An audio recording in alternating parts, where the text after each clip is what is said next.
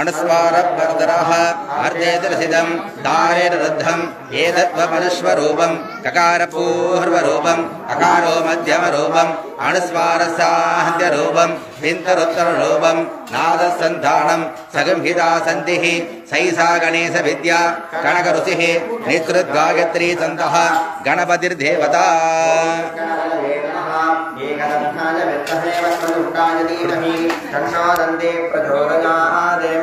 एकदन्तं सदोर्गस्तं भासमङ्कुशधारिणं शतञ्जपरदं हस्तैर्विप्राणं मूषिकध्वजं रक्तं लम्बोदरं शूर्पकर्णकं रक्तवाससं रक्तगन्धानलेब्धाङ्गं रक्तपुष्पैर्पूरितं वक्तानगम्बिनं देवं जगत्कारणमच्युतम् आविर्भूतादृष्ट्यादौ प्रकृते पुरुषात्परम् एवं ध्यायति यो नित्यं स योगी योगीनां वरः। ॐ नमो व्रातपतये ॐ नमो गणपतये ॐ नमः प्रमदपतये ॐ नमस्ते लम्बोदराय ॐ एकदन्ताय ॐ विघ्नविनाशिने ॐ शिवसुताय ॐ श्रीवरदमूर्तये नमो नमः।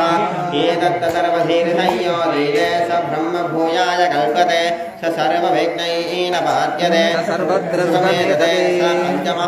पञ्चमहापादकोमपादकान् मोक्षते शायमति यानो दिवसकृतं पापं नाशयति प्रातरति यानो रात्रिकृतं पापं नाशयति सायं प्रातःप्रज्ञानो भावो भवति सर्वध्यादीयानो भवेग्नो भवति धर्मार्थकाममोक्षं स विन्दति इदमदर्वशीर्षमशिष्याय नदेयं यो यदि मोगान् दास्यति समामीयान् भवति चतस्रावर्तनात्युं भामवदीने तं दमनेन साधयेत् अनेन गणपतिर्विधिषति स वाग्मी भवति सदृत्यामनश्चं जपति स विद्यावान् भवति नित्यधर्मणवाक्यं ब्रह्माद्याचरणं विद्यानविवेदि गतासनेति यो ध्रुवाङ्ग्रैरजति स वैश्रवणो भावो भवति यो राजैरजति स यशोवान् भवति स मेधावान् भवति यो मोदगजगस्तेनेतति स आजितफलममाप्नोति यसाञ्जसमग्रिरजति स सर्वल्लभते अष्टो ब्राह्मणाः सम्यक् व्याकयित्वा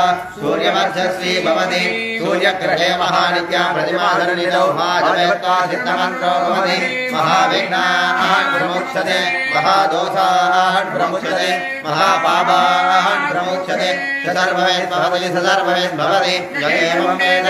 यद्यपणिधरे होमत्रं गृणे विष्णुनयाम देवाः श्रीरङ्गैके स्वस्तवाकं स्वस्तनाविके व्यसेम देवगिलं गदानुः सुवैन्द्रावृतस्रवाः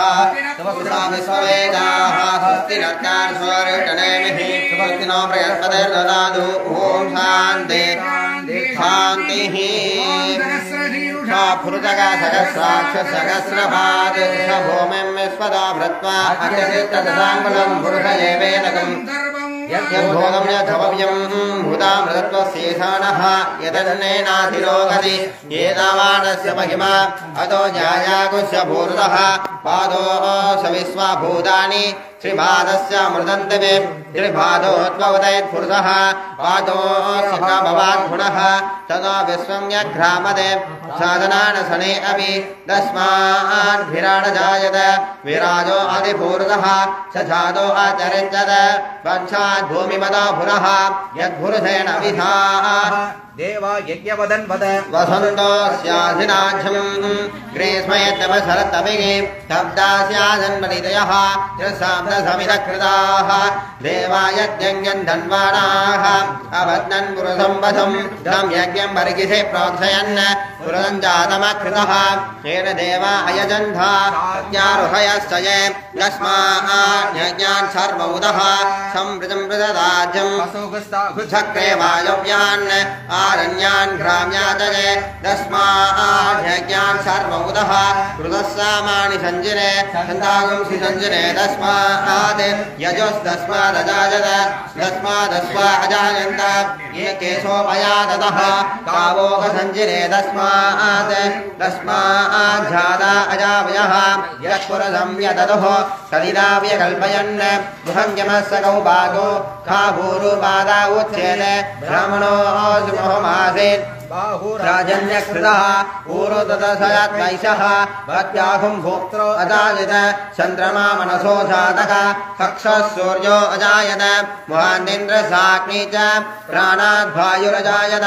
नाभ्या आसीदन्तरिक्षं शेष्णोद्यौ समवर्तत पत्याहुं भूमि दिदश्रोत्राद लोकागं महल्पयन् वेदागमेदं पुरुषं महान्तम् आदित्यवर्णं तपसस्तु पारे सर्वाणि रूपाणि विजित्य धीरः नामानि कृत्वा अभिवदन् यदास्ते दादा पुरस्तादिमुदा चकार शक्राप्रभक्त्वा मृषसहस्रः विद्वान्मृतैकभवति नान्यपन्थायनाय विद्यते यज्ञेन यज्ञमयदन्तु देवाः तानि धर्माणि प्रथमान्यासन् देगणाकं महिमानसुसन्ते यत्र पूर्वे साध्यासन्ति देवाः आभ्यसम्भूतपृथिव्यरसाच्च विश्वकर्मण समवर्तताति यस्य दुष्टाभ्यरूपमेति तद्पुरुषस्य विश्वमाघानवक्रेः वेदागमेदं पुरुषं महान्तम् आदित्यवर्णं तमसः परस्तात् थमेवं विद्वान्मृतेक भवति धान्यबन्धा विद्यतेनाय प्रजापति सरसि गर्भे अन्तः अजायमाना बखता विजायते यस्य धीरा प्रजानन्त जानिं मरीषीणापदमिच्छन्ति वेदतः यो देवेभ्यो आदपति यो देवानां भोगिनः पूर्वो यो देवेभ्यो जातः नमो रुषाय ब्राह्मये रुषं ब्राह्मयं जनयन्तः देवा अग्रे तदब्रुवन् यस्मैवं ब्राह्मणो विद्यात् यस्य देवा अचन्वचेः हरिः सदे लक्ष्मीश भद्रन्यो अहोरात्रे पार्श्वे नक्षत्राणि